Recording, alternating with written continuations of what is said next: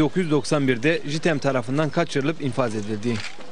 Kürt siyasetçi Aydın'ın katledilmesinin üzerinden tam 21 yıl geçti. Binlercesi gibi Aydın'ı katleden zihniyet ortaya çıkarılmadığı gibi her katliamın üzerini kapatma yoluna gidildi. Ancak Kürt halkı ve Aydın'ın mücadele arkadaşları ne Vedat Aydın'ı ne de katliamı unuttu.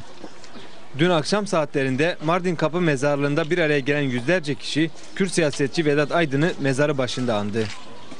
Törene BDP'li vekiller Ayla Akat, Nursel Aydoğan, Emine Ayna ve İbrahim Binici, BDP Eş Genel Başkan Yardımcısı Meral Danış Beştaş, İl Eş Başkanı Zübeyde Zümrüt, İsveç Sol Parti Sözcüsü Yekbun Alp, ilçe belediye başkanları, sanatçı Serhado ve çok sayıda kişi katıldı.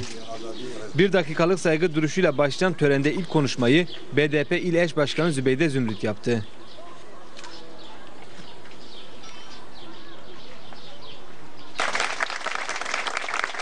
20 yıla aşkın bir zaman geçmesine rağmen Aydın cinayetinin aydınlatılmadığını belirten Zümrüt, Aydın şahsında Kürt halkının özgürlük mücadelesinin yok edilmeye çalışıldığını dile getirdi. Zümrüt ardından Aydın'ın kardeşi Veysi Aydın konuştu.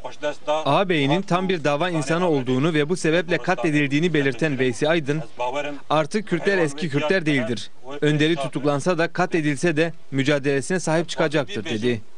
Vekil Nursel Aydoğan ise konuşmasında şunları belirtti. Şunu çok iyi biliyoruz. Eğer Vedat Aydınlar olmasaydı, eğer Muhsin Melikler olmasaydı, o dönemde mücadelenin o kadar ağır yürütüldüğü koşullarda büyük riskleri göze alarak, büyük sorumlulukları göze alarak bu görevleri üstlenmeselerdi ve yine bu kadar kararlı, bu kadar cesur, bu kadar direngen olmasalardı, Kürt halkı bugün bu kadar özgürlüğüne yaklaşamamış olacaktı. Onları unutmadığımızı, unutmayacağımızı ve unutturmayacağımızı bir kez daha Ahmet'ten ilan etmek istiyorum.